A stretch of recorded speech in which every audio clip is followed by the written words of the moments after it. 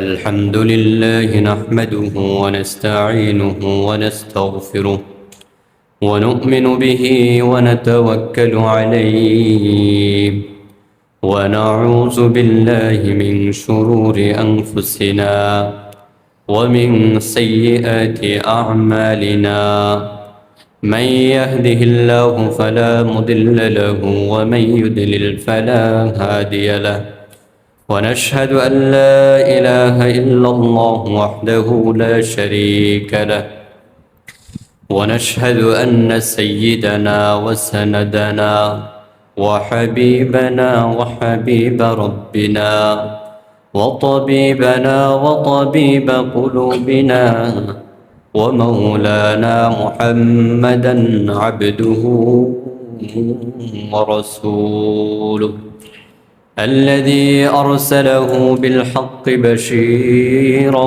ونذيرا وداعيا إلى الله بإذنه وسراجا وقمرا منيرا أما بعد فأعوذ بالله من الشيطان الرجيم بسم الله الرحمن الرحيم كتب عليكم إذا حضر أحدكم الموت إن ترك خيرا الوصية للوالدين والأقربين بالمعروف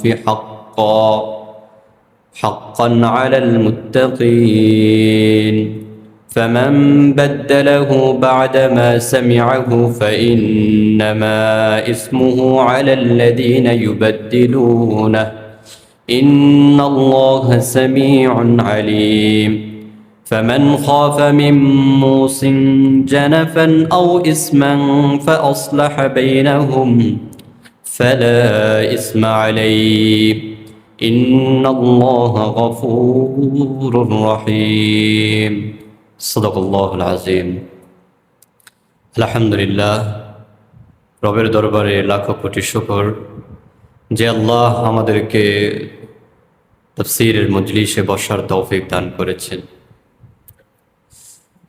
আল্লাহ তাআলা পবিত্র কোরআনে বলেছেন ওয়াজতাবাকুম, আমাদেরকে আল্লাহ তাআলা আল্লাহর জন্য মনোনীত করেছেন যেন আমরা আল্লাহকে ডাকি। আর আল্লাহ আমাদের জন্য পুরো আসমান জমিন চন্দ্র সূর্য নদ নদী পাহাড় পর্বত সব আমাদের জন্য সৃষ্টি করেছে আর আমাদেরকে আল্লাহর জন্য মনোনীত করেছে। কিন্তু আমরা কোরআন না বোঝার কারণে, কোরআনকে অনুধাবন না করার কারণে আমরা ভাবি যে আমাদের জন্য আল্লাহ তাআলা আমরা এই সমস্ত জিনিস, রিজিক, সম্পদ, এই সমস্ত জিনিসগুলো কেমন যেন আমরাই প্রস্তুত করতে হবে, না হয় এগুলো আমরা পাবো না। অথচ এই সমস্ত জিনিস আল্লাহ আমাদের জন্যই প্রস্তুত করেছেন, তার মানে আমরা এই সবগুলো পাবো। আমাদের রিজিকে যতটুকু আছে ততটুকু আমরা পাবোই। ওয়ামা মিন দাব্বাতিন ফিল আরদি ইল্লা আলাল্লাহি রিজকুহা, আল্লাহ বলেন পৃথিবীতে এমন কোনো প্রাণী নাই, এমন কোনো কিছু নেই যার রিজিক আল্লাহ লিখে রাখেননি, যার জন্য আল্লাহ রিজিক অবধারিত করেননি। কাজেই তোমরা রিজিকের পিছনে এত পরিমাণ দৌড়াইও না যে আল্লাহকে ভুলে যাও। এই জন্য আল্লাহ বলেন, হে ইমানদাররা, তোমরা তোমাদের সন্তান সন্ততি পেয়ে তোমরা আমাকে ডাকার থেকে গাফেল হয়ে যাইও না। এসব তো আমি দিয়েছি, এগুলো সব তোমাদের জন্য আমি প্রস্তুত করেছি, কাজে তোমরা এমন কাজ করো না যার কারণে আমাকে ডাকা থেকে তোমরা গাফেল হয়ে যাও। তো রব আমাদেরকে মনোনীত করেছেন রবের জন্য, সেই লক্ষ্যে আমরা এখানে বসতে পেরেছি। এটাও রব আমাদের জন্য নির্বাচন করেছে। বসা কি সম্ভব ছিল? অনেকে নামাজ পড়েছে চলে গিয়েছে। আপনার সামনে রিজিক থাকবে, খাবার থাকবে, কিন্তু আপনি খেতে পারবেন না। হয় না অনেক সময় অনেক জায়গায় দাওয়াত দিলে আপনার সামনে অনেক খাবার আছে, খেতে পারি, খাবার প্রস্তুত, খেতে পারছি না। একবার কল্পনা করেছি এই খাবারটা কেন আমার মুখে যাচ্ছে না, এই খাবারটা আমার রিজিকে নেই। আমার সামনে খাবার থাকবে কিন্তু আমি সেই খাবার ভক্ষণ করতে পারবো না, সেই খাবার খেতে পারবো না। চিন্তা করা দরকার যে এর খাবার তো আমার রিজিকে নেই।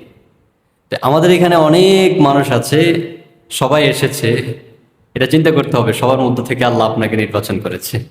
এটা অনেক বড় শুকরিয়া, কৃতজ্ঞতা আদায় করা দরকার রবের দরবারে। আল্লাহ তাআলা আমাদেরকে বেশি বেশি কৃতজ্ঞতা আদায় করার সেই তৌফিক দান করুন। দিল থেকে বলি আলহামদুলিল্লাহ। আমি সূরা বাকারার 180 নম্বর থেকে 183 নম্বর আয়াত পর্যন্ত তিলাওয়াত করেছি। আল্লাহ তাআলা যদি তৌফিক দেন এই 3টা আয়াতের উপর আজকে তাফসীর হবে। তার পূর্বে একটা 69 নম্বর আয়াত, 79 নম্বর আয়াতটা একবার তিলাওয়াত করে আপনাদের সামনে। আল্লাহ তাআলা 69 নম্বর আয়াতে বলেন, 79 নম্বর আয়াতে বলেন, ওয়ালাকুম ফিল কিসাসি হায়াতুন ইয়া উলিল আলবাব লাআল্লাকুম তাত্তাকুন। আল্লাহ বলেন, তোমাদের জন্য কিসাসের মধ্যে রয়েছে হায়াত, জীবন। হে বুদ্ধিমানেরা, হে বুদ্ধিমানেরা, কিসাসের মধ্যে রয়েছে তোমাদের জন্য হায়াত, জীবন রয়েছে। লাআল্লাকুম তাত্তাকুন, যাতে করে তোমরা তাকওয়া অবলম্বন করতে পারো। কিসাস বলা হয়, যেমন কোনো ব্যক্তি যদি কারো অঙ্গহানি করে, এক ভাই অপর ভাইয়ের যদি অঙ্গহানি করে ফেলে, তাকে যদি আঘাত করে, যে আঘাতের কারণে তার অঙ্গ একটা হানি হয়ে অঙ্গ চলে গিয়েছে, এমন যদি হয় তাহলে সমানভাবে প্রতিশোধ নেওয়াটাকেই বলা হয় কিসাস ইসলামের মধ্যে। বাহ্যিকভাবে দেখা যায় কিসাস মানে মৃত্যু, কিন্তু আল্লাহ বলেছেন কিসাসের মধ্যে জীবন রয়েছে, হায়াত রয়েছে। বিষয়টা অনুধাবনের বিষয়। কিসাস অর্থ, যদি এক ব্যক্তি আরেক ব্যক্তিকে যদি খুন করে, হত্যা করে, শরীয়ত কিসাস দিতে বলেন। কিসাস কিভাবে নিবে? তাকে খুন করেছে, তুমিও তাকে খুন করে দাও, এটা কিসাস, বদলা। যদি অন্যায়ভাবে কাউকে যদি জুলুম করে, হত্যা করে, এটা হলো শরীয়তের পরিভাষা।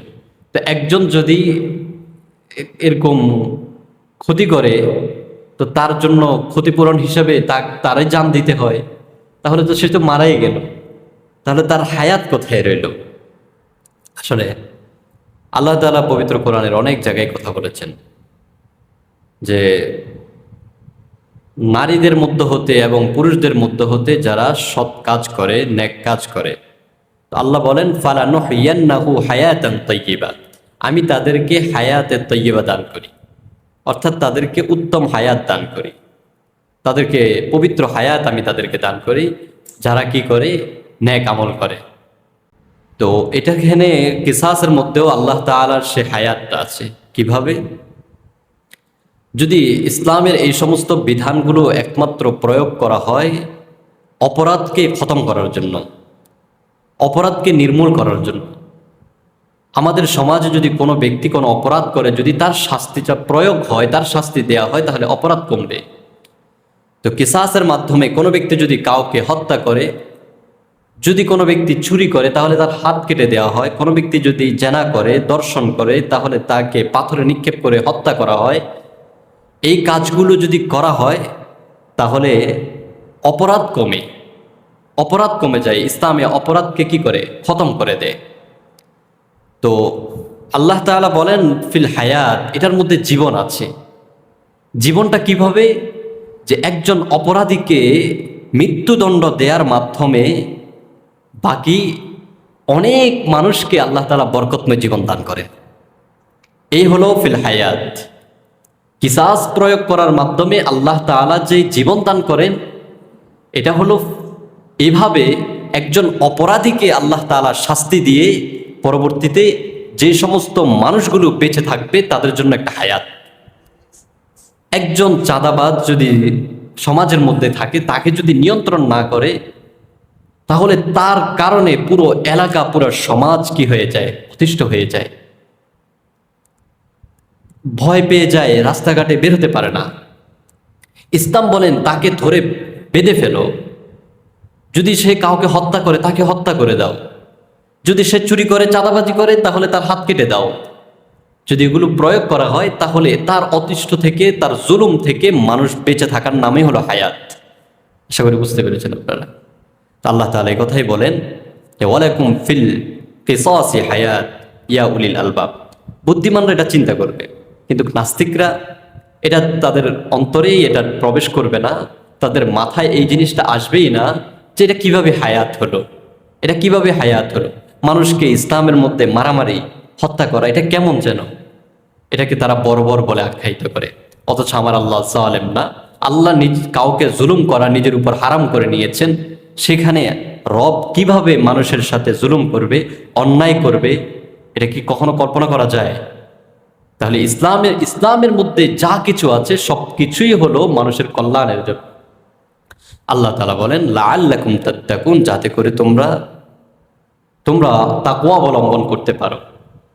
এটা ছিল ৭৯ নম্বর আয়াত কিসাসের। আমরা ইনশাআল্লাহ এই কিসাস নিয়ে আগামী সপ্তাহে আলোচনা করব। আজকে আমি যেই আয়াতগুলো আপনাদের সামনে তিলাওয়াত করেছি, কুতিবা আলাইকুম ইযা হাদারা আহাদাকুমুল মাউতু ইন তারাকা খায়রা, আল্লাহ তাআলা বলেন তোমাদের উপর ফরজ করা হয়েছে ইজা হাদারা আহাদাকুমুল মাউত, যখন তোমাদের মধ্যে তোমরা মৃত্যুর মধ্যে পতিত হও, অর্থাৎ মৃত্যুর কাছাকাছি তোমরা যখন হয়ে যাও, মনে হয় তোমরা মৃত্যুবরণ করবে, শরীরের অবস্থা এমনটাই যদি জানান দেয়, তো ইন তারাকা খায়রা, এখানে খায়রা অর্থ হলো মাল। তোমরা যেই সমস্ত মালগুলো সম্পদগুলো রেখে যাবে সেগুলো তোমাদের জন্য ফরজ করা হয়েছে। কি করবে তোমরা?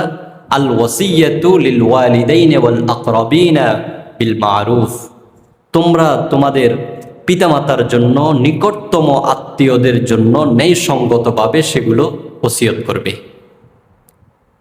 হাক্কান আলাল মুত্তাকিন, আল্লাহ তাআলা এটা মুত্তাকিদের জন্য, আল্লাহ তাআলা মুত্তাকিদের জন্য এটা আবশ্যক করেছেন। এই আয়াতটা মিরাস বন্টন হওয়ার আগেই এটা আল্লাহ তাআলা নাজিল করেছিলেন। যখন মানুষ মারা যেত, তো মানুষ তখন কাকে কতটুকু সম্পদ দিবে, কার ভাগে কতটুকু পড়বে সেটা মানুষ জানতো না। ফলে আল্লাহ তাআলা তখন এই আয়াতটা নাজিল করেছিলেন যে তোমরা ন্যায়সঙ্গতভাবে তোমাদের পিতা মাতাকে এবং তোমাদের আকরাবিন বলতে আত্মীয় স্বজনের মধ্যে আকরব সবচেয়ে হলো সন্তানদেরকে তুমি কি করবে? ন্যায়সঙ্গতভাবে তোমরা যতটুকু পারো তোমার সম্পদ থেকে, রেখে যাওয়া সম্পদ থেকে দান করবে, দিয়ে দিবে। এটা হাক্কান আলাল মুত্তাকিন, মুত্তাকিদের জন্য এটা কর্তব্য। কিন্তু এই আয়াতের হুকুমটা মানসুখ হয়ে গিয়েছে। সূরা নিসার 11 নম্বর আয়াতটা নাজিল করার পর, সূরা নিসার মধ্যে আল্লাহ তাআলা 11 নম্বর আয়াত থেকে বেশ লম্বা একটা আলোচনা করেছেন শুধুমাত্র মিরাজ সম্পর্কে, বন্টন সম্পর্কে। বান্দা কতটুকু পাবে, কে কতটুকু পাবে, এই নিয়ে আল্লাহ তাআলা একটা বিশাল অধ্যায় সেখানে নাজিল করেছেন। তো এই আয়াতটা সেই আয়াতের পূর্বে নাজিল করা হয়েছে। ফলে এই পরবর্তী আয়াতটা নাজিল করার কারণে এই আয়াতের হুকুমটা আল্লাহ তাআলা কি করে দিয়েছেন? মানসুখ করে দিয়েছেন। মানে এটা এখন আর চলবে না, তোমরা ন্যায়সঙ্গতভাবে কারোর জন্য কিছু দিবে, এটা এখন আর চলবে না। তার কয়েকটা কারণ আছে। সূরা নিসার 11 নম্বর আয়াতের মধ্যে আল্লাহ তাআলা বলেন,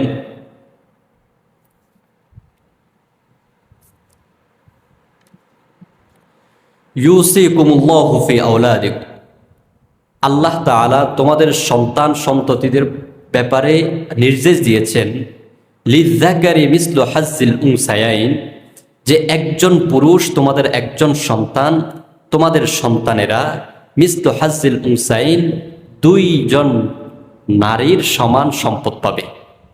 আল্লাহ বলেছেন এটা, অর্থাৎ একজন পুরুষ দুইজন নারীর সমান সম্পদ পাবে। ফাইন কুন্না নিসাআন ফাওকা ইসনাতাইনি ফালাহুন্না সুলুসা মা তারাকা, তোমাদের মধ্য হতে যদি কন্যা সন্তান 2 বা তার থেকে বেশি থাকে তোমাদের মধ্যে, তোমাদের কন্যা সন্তান, আল্লাহ বলেন তাহলে সে পাবে ফালাহুন্না সুলুসা।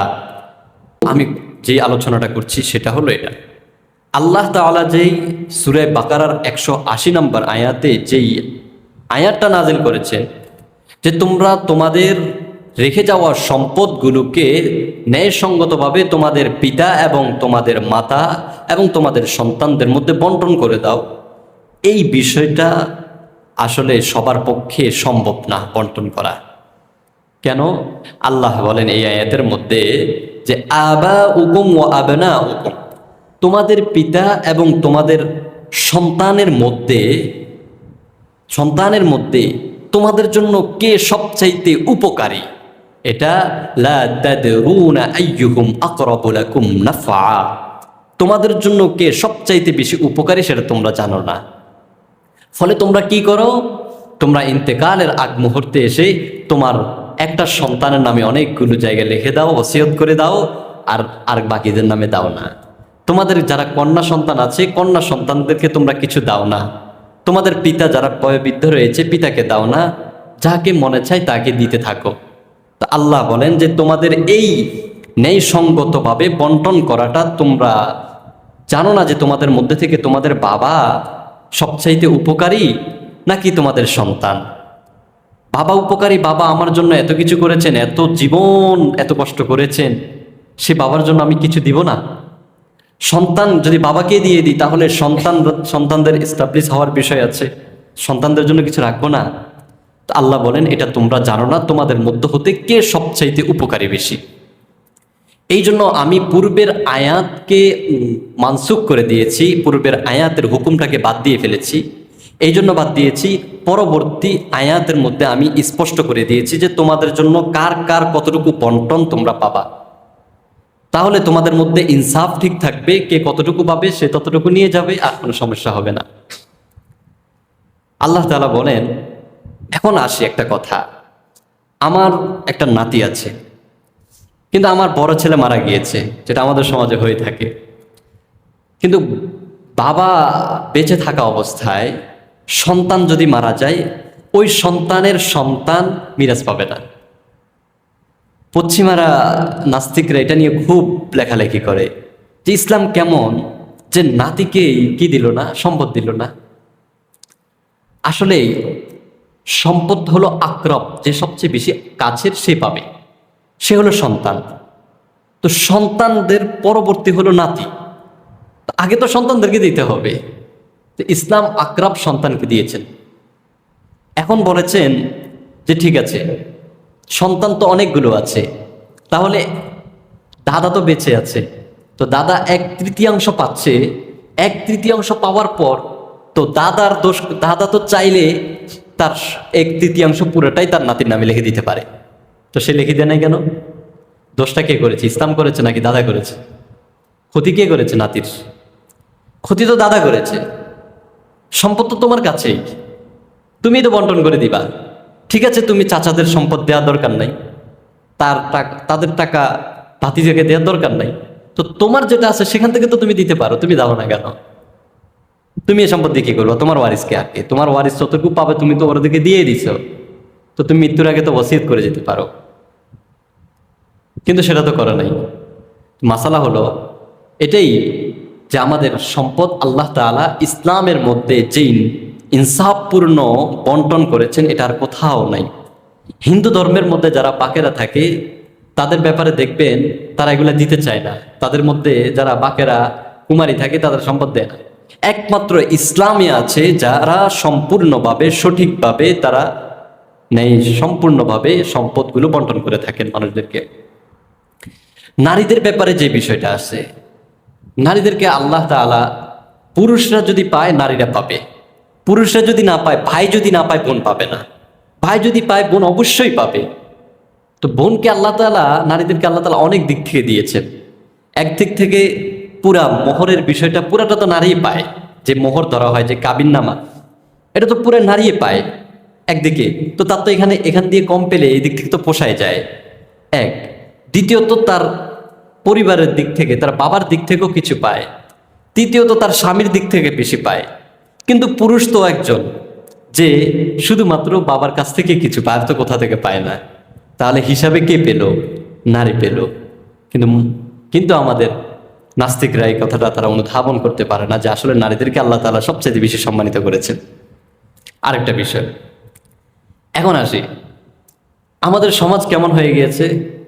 বোনরা, ফুপুরা যদি সম্পদ নিয়ে যেতে চায় তাহলে মাকে বলে সন্তান যে তারা কি বাড়িতে আর আসবে না, তারা কি বাড়িতে আসবে না, তারা খাবে না কিছু, তারা যদি এগুলো নিয়ে যায়। নাউযুবিল্লাহি মিন যালিক। অথচ পুরুষদেরকে আল্লাহ তাআলা অভিভাবক বানিয়েছেন।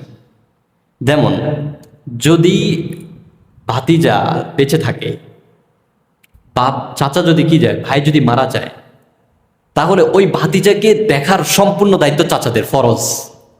কতজন চাচা আছে এখন? তাদেরকে দেই। ইসলাম কতটুকু গ্রহণ করি? যেটা স্বার্থের মধ্যে আসবে সেটা গ্রহণ করি, স্বার্থের বাইরে আসবে ইসলামকে ছুঁড়ে মেরে ফেলি। এটা বাস্তবতা। কতজন চাচা আছে আমাদের মধ্যে যে তার তার এতিম ভাতিজার খোঁজ খবর নেই, অথচ শরীয়তের মধ্যে এটাকে ফরজ করেছে, যেটা ফরজ যে তোমার ভাইয়ের ছেলেকে দেখাশোনা করা। কতক্ষণ পর্যন্ত দেখতে হবে? যতক্ষণ পর্যন্ত তার বালেগ, আকল, বিবেক একেবারে পূর্ণ হবে ততক্ষণ পর্যন্ত তাকে দেয়াটা শরীয়তের মধ্যে ফরজ। এখন আসে মেয়েদের ব্যাপারে। আচ্ছা, মেয়েরা যে পুরুষরা কেন বেশি পায়? পুরুষরা এই দিক থেকে বেশি পায়, একজন পুরুষ সে কি করে, ঘরের মধ্যে যদি বাবা মেয়ে থাকে, বোন থাকে আর কি, মা থাকে, তাহলে বাজার করবে কে? ভাই করবে না? তো যে সবচাইতে বেশি খরচ করে তো সেই তো বেশি পাবে। যে সবচেয়ে বেশি, বোনের উপর কি কর্তব্য বোন বাজার করে খাওয়াবে? না, ভাইয়ের উপর কর্তব্য। ফলে ভাই তো করবে। তো ভাই, যে ভাই এত কিছু করবে, সে ভাইকে কি ইসলাম একটু বেশি দিতে পারে না? তো এই সমস্ত বিষয়গুলো দিয়ে বুঝাতে চাচ্ছি, ইসলাম ন্যায় সঙ্গতভাবে কি করে, সব সম্পদ বন্টন করে। কিন্তু আমরা বুঝি না। আমরা আমাদের ফুপুদের সম্পদগুলো সঠিকভাবে দেই না, বোনদের সম্পদ দেই না। আচ্ছা, তো এই আয়াতের মাধ্যমে আল্লাহ বলেন যে দেখো, তোমাদেরকে আমি প্রথমে যেই ওসিয়তের কথা বলেছিলাম, যে তোমরা মৃত্যুর শয্যায় যখন শায়িত হবে তখন তোমরা কিছু ওসিয়ত করে দিবে ন্যায়সঙ্গতভাবে তোমাদের পিতার জন্য, তোমাদের আত্মীয় স্বজন অর্থাৎ ছেলে সন্তানের জন্য। ওসিয়ত কতটুকু করবে? 1/3। 1/3 উপরে বেশি ওসিয়ত করলে জায়েজ হবে না। অর্থাৎ আল্লাহ তাআলা মৃত ব্যক্তিকে 1/3 সম্পদ দিয়েছেন, আর বাকি যেগুলো থাকবে এগুলো দিয়ে সে তার ঋণ পরিশোধ করবে। তারপর ঋণ পরিশোধ করার পরে যা থাকবে সেটা তার সন্তানরা পাবে। এখন যদি এমন হয়, যদি সে ওসিয়ত করে সম্পদ 1/3, কিন্তু তার কাছে আর কোনো সম্পদই থাকে না, তার ছেলে সন্তানগুলো উপাস মরবে, মানুষের কাছে হাত পাতবে, ইসলাম বলেন তাহলে ওসিয়ত করার দরকার নেই। সন্তানদেরকে হাত পাতার জন্য রেখে তুমি ওসিয়ত করে দান সৎকার করে শেষ করে দেওয়ার দরকার নেই। এখানে এই আয়াতটা মানসুখ হয়ে গেলেও তার একটা হুকুম এখনো বাকি আছে। সেটা কোনটা? সেটা হলো এটা, আল্লাহ নবীজি বলেছেন লা ওয়ারিসাত, লা ওয়ারিসাত, ওয়ারিসের জন্য কি নেই? কোনো ওসিয়ত নেই। লা ওয়াসিয়াতা লিল ওয়ারিস, হাদিসের মধ্যে রয়েছে ওয়ারিসের জন্য কোনো ওসিয়ত নেই। এই আয়াতটা যখন নাজিল হয়, এর পরবর্তীতে সন্তানদের জন্য ওসিয়ত করলে আর হবে না। বাবা মৃত্যুর সময় লিখে দিল আমার ছোট সন্তানকে এত পরিমাণ জায়গা দিয়ে দিবে, এই ওসিয়ত কার্যকর হবে না, এটা জায়েজ নেই। যে সন্তান সম্পত্তি পাবে বাবার কাছ থেকে, সেই সন্তানের ওসিয়ত, সেই সন্তানের জন্য ওসিয়ত করলে ওসিয়ত কার্যকর হবে না। কিন্তু আজকে আমাদের সমাজে মৃত্যুর সময় সন্তানের নামে এগুলো করে দেয়। হ্যাঁ, লিখে দিলে তাহলে সেটা তো হেবা হয়ে গেল, দান হয়ে গেল, তাকে দিয়ে দিল। কিন্তু এটা লিখে দিল মৃত্যুর পরে তাকে এই সম্পদটা দিয়ে দিবে, তাকে মালিক বানায় নাই, বাকি তাকে এটা দিয়ে দিবে। তাহলে এইভাবে বন্টন করা যাবে না। আমরা যারা আছি বুঝতে হবে। তাহলে বন্টনের ক্ষেত্রে ওই সন্তান কি পাবে না? ওই যা লিখে দিয়েছে সেটা পাবে না, ব্যাস। তবে এই আয়াতের মধ্যে ওই হুকুমটা বাকি থাকে। কোনটা? যদি বাকি ওয়ারিসদের মধ্যে যারা বেঁচে আছে সন্তানরা, এরা যদি আকলমন্দ হয়, জ্ঞানী হয় এবং প্রাপ্ত বয়স্ক হয়, এমত অবস্থায় তারা যদি সম্মতি দেয় যে ঠিক আছে আমাদের তো অনেক কিছু আছে, আমার এক ভাই, আমার ভাইরা তো 4 জন, 4 জনের মধ্যে এই আমার বড় ভাইয়ের অনেক কিছু আছে, ছোট ভাইয়ের অনেক কিছু আছে, আচ্ছা আমার সেজু ভাইয়ের কিছু নাই, বাবা যেহেতু লিখে দিয়েছে আমরা সবাই সম্মতি দিলাম যে তার জন্য হোক, এই ক্ষেত্রে এই ওসিয়তটা কার্যকর হবে। 1 নম্বর বিষয়। আরেকটা ওসিয়ত এই আয়াতের মধ্যে কার্যকর হবে, মানসুখ পরিপূর্ণ হয় নাই, হুকুমটা পরিপূর্ণ বাতিল হয় নাই, একটা থাকে, সেটা হলো কি, যে সন্তানদের জন্য নিজেরাই অনেক কিছু করে ফেলেছে। ধরেন এক একটা সন্তান এক এক কোটিপতি হয়ে গিয়েছে। যদি এমন হয়ে যায় তাহলে তাকে আল্লাহ একটা সুযোগ দেন, দেখো তুমি তো মরে যাবা, তুমি যদি আরো বাকি 50 বছর বাঁচতে তাহলে তোমার জন্য খরচ করতে হতো না টাকা? হতো তো। তো তুমি একটা কাজ করো, 1/3 তো তুমি তোমার জন্যই থাকলো, সে অংশটা তুমি আল্লাহর রাস্তায় দান করে দাও। সেটা কেমন? আত্মীয় স্বজনদের মধ্যেই আকরব হলো ছেলে সন্তান, ছেলে সন্তানদেরকে তো দিলে হবে না, এটা তো বলেছি, নবীজি বলেছেন লা ওয়াসিয়াতা লিল ওয়ারিস, ওয়ারিসের জন্য কোনো ওসিয়তে নাই। তো আছে কি, দূরবর্তী বন্ধু বান্ধব আছে, সে একজন বন্ধু কষ্ট পাচ্ছে, জায়গা জমি নাই, তার জন্য একটা লিখে দিলে সেটা কার্যকর হবে। অথবা একটা মাদ্রাসার জন্য একটা জায়গা কি করে দিল, সে বলে দিল যে আমি তো মরে যাব, আমার এত সম্পদ, সন্তানরা আমার এই সম্পদ থেকে কি দান করবে কি করবে না জানি না, আমার এই সম্পদের পরবর্তীতে যে সমস্ত ভাগ বন্টন হবে এগুলো হতে হতে হতে হতে আর একেবারে ছোট ছোট ছোট ছোট হয়ে যাবে, নাতি নাতির পরে পুতি, এইভাবে আস্তে আস্তে আমার সম্পদটা একেবারে শেষ হয়ে যাবে। তাহলে আমি একটা কাজ করি, যেই 1/3 আমার জন্য আছে, আর যদি সন্তান থাকে তাহলে 1/6 আমার জন্য আছে, এগুলো আমি দান করে দিই। কি হবে তাহলে? আমি মরে গেলেও কবরে আমার জন্য কি থাকবে, একটা সওয়াব দেখতে থাকবে। এই একটা সুযোগ আল্লাহ তাআলা দিয়ে রাখছেন যে ঠিক আছে, তুমি বেঁচে থাকলে তোমার শরীরের জন্য কিছু খেতে হতো না, তোমাকে যদি আরো হায়াত দিতাম, 1 বছর হায়াত দিতাম, 1 বছরে তো অন্তত তুমি 20,000 টাকা খরচ করতে নিজের উপরে, তো তুমি 30,000 টাকা 15,000 টাকা আল্লাহর রাস্তায় দান করো, আল্লাহর রাস্তায় দান করো, এর আগে তো মারা যাচ্ছ, আল্লাহর রাস্তায় দান করো, সেটা তো আল্লাহ তাআলা আমাকে দান করেছে, দিয়েছেন, তো আল্লাহ একটা সুযোগ দিয়ে রেখেছেন। এই 2টা সূরত ছাড়া কোনো প্রকারে আর ওসিয়ত কি নাই, জায়েজ নাই। অর্থাৎ এই আয়াতের সব বিষয়টা কি হয়ে গেছে, মানসুখ, বাতিল হয়ে গেছে, শুধুমাত্র এই 2টা জিনিস জায়েজ আছে। যাক, আশা করি আপনারা বুঝতে পেরেছেন এই আয়াতের বিষয়ে যে আলোচনাটা করেছি।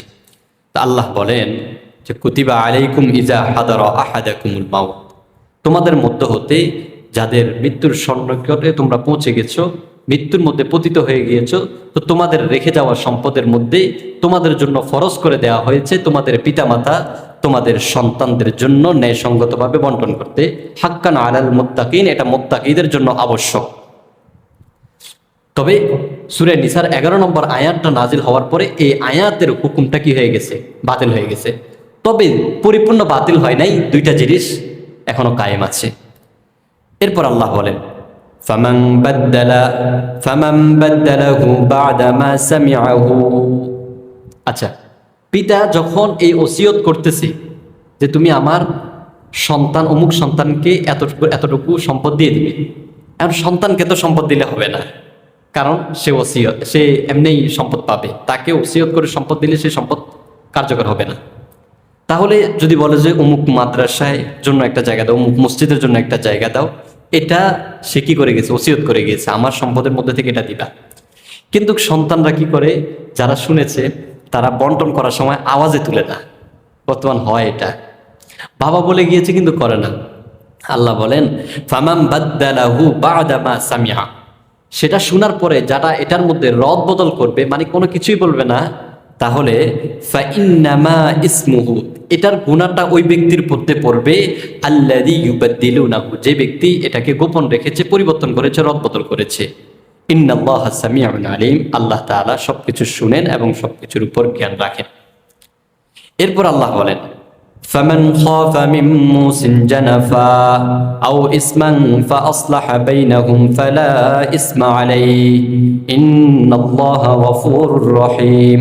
আল্লাহ বলেন এখন হ্যাঁ ঠিক আছে, যখন ওসিয়ত করতেছে বাবা, যখন ওসিয়ত করতেছে যে সন্তান অমুক ব্যক্তিকে এই পরিমাণ সম্পদ দিয়ে দিবা, অমুক মাদ্রাসায় এতটুকু সম্পদ দিয়ে দিবা, অমুক মসজিদের জন্য এটা এটা করে দিবা, এটা যখন বলতেছে, তো সন্তানরা সবাই শুনেছে যারা ছিল।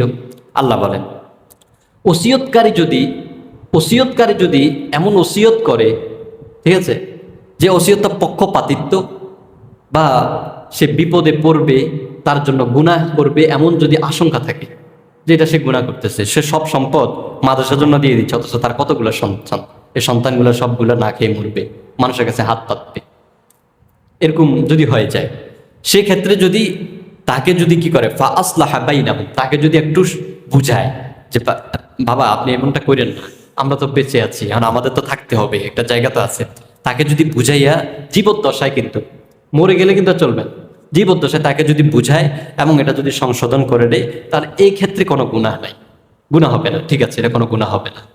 আল্লাহ বলেন ইন্নাল্লাহা গফুরুর রহিম, আল্লাহ তাআলা ক্ষমাশীল এবং দয়ালু। আলহামদুলিল্লাহ, আজকে এই 3টা আয়াতের তাফসীর হলো। আমিও একটু অসুস্থ, সকলের কাছে দোয়া চাই। আল্লাহ রাব্বুল আলামিন আমাদেরকে আমল করার তৌফিক দান করুক, বোঝার তৌফিক দান করুক। এই বন্টন নিয়ে অনেক ঝামেলা হয়, অনেক ঝামেলা। সম্পদের লোভ আমাদেরকে এমনভাবে আটকিয়ে রাখে, সম্পদ ছাড়তে ইচ্ছে করে না, অথচ আল্লাহ এভাবে বন্টন করে দিয়েছেন, যেভাবে করার দরকার সেভাবে করেছেন। আমরা কি করি জানেন? মৃত্যুর সময় আমার আছে কন্যা, তো কন্যা সন্তান থাকলে তো জবিল ফুরুজরা, চাচারা পাবে সম্পদ, কন্যা সন্তান তো পাবেই, বাকি অনেক অংশ কি পাবে, আসাবারা পেয়ে যাবে। এটার ভয়ে সে তার সব সম্পত্তি স্ত্রীর নামে লিখে দিয়ে চলে যায়। আল্লাহ তাআলা এত সুন্দর বন্টন করেছেন, তার বন্টনটা ভালো লাগে না, আল্লাহর দেয়া বন্টন তার ভালো লাগে না, ওই বন্টনটা তার ভালো লাগে। আল্লাহ যদি কোনো বন্টন দিয়ে থাকেন, বন্টন করে রাখেন, মনে রাখতে হবে এটার মধ্যে এত পরিমাণ কল্যাণ আছে যা অন্য কিছুর মধ্যে নেই।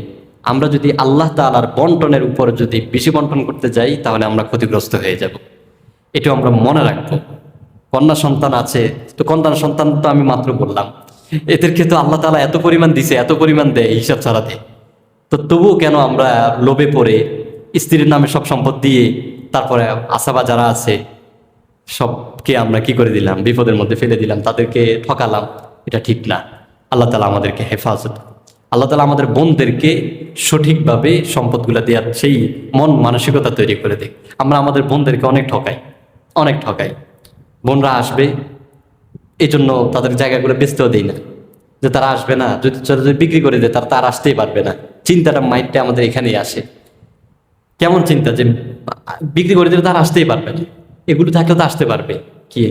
এজন্য আমরা এই সব চিন্তা আমাদের অন্তরে রাখবো না, বোনদেরকে ভালোবাসবো, ফুফুদের সম্পদকে সঠিকভাবে দেওয়ার চেষ্টা করবো। আল্লাহ রাব্বুল আলামিন আমাদেরকে সেই তৌফিক দেয়।